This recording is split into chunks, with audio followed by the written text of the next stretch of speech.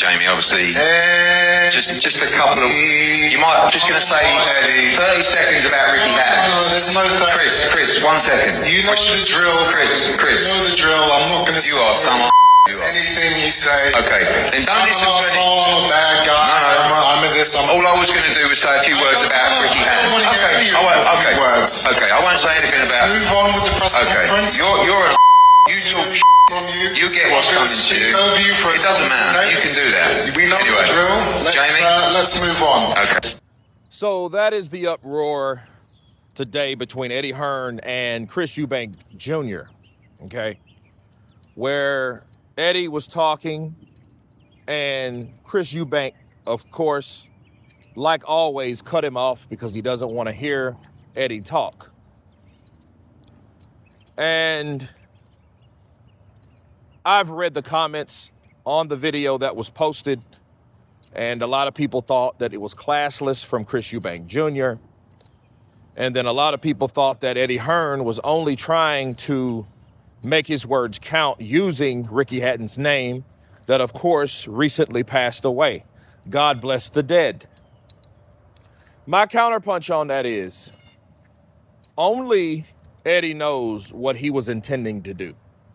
I don't think Chris Eubank Jr. knew what he was trying to do or what. I don't think that was the case. I think he was just trying to shut Eddie up because he always is accustomed and has the power to do that. Just annoy Eddie to the point where Eddie doesn't want to talk. And that's one thing that Eddie can do is talk. So if you stop Eddie from talking, job well done, you know? I don't think it's more so Chris. I think Chris just was playing the role of the bad guy.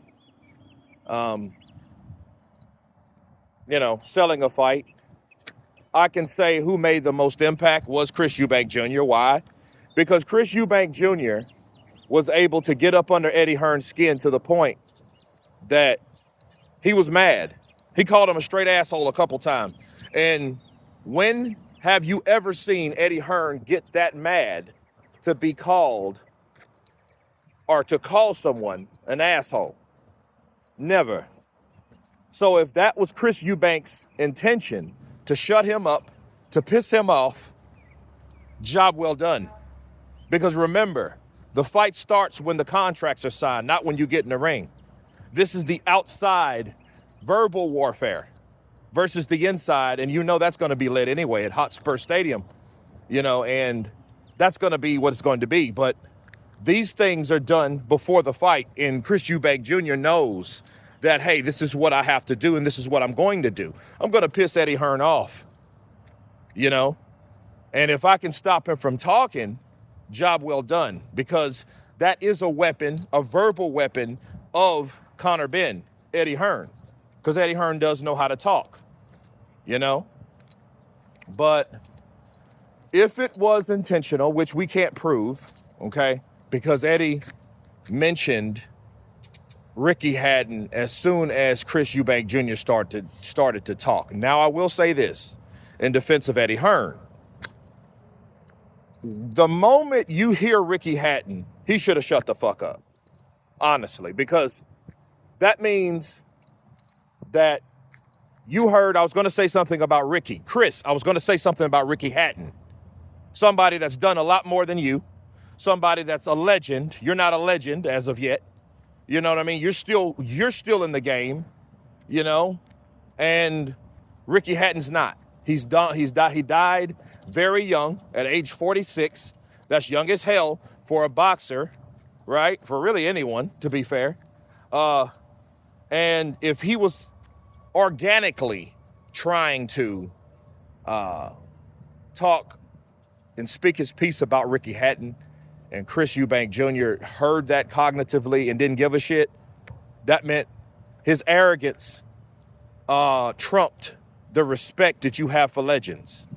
Now, that's a fact. Because the moment that you hear anybody talk about, I mean anybody talk about Ricky Hatton, especially the promoter of the fighter that you're going to fight, you should shut the fuck up. You should do that. And that's just having respect, you know? But we don't know if he thought, well, I don't care what Eddie says, Or maybe Eddie was just trying to play that because a lot of people are believing that Eddie sabotaged Ricky Hatton's name only to shut Chris Eubank Jr. up so he could talk when he couldn't talk before. So, you know, you can look at it both sides and both ways. I do think the war has officially begun. The second war, should I say, or the second battle of the war, because the war has already started, right? But you guys tell me what you think of this back and forth between Eddie Hearn and Chris Eubank Jr. Of course, please subscribe, and you guys been Counterpunch.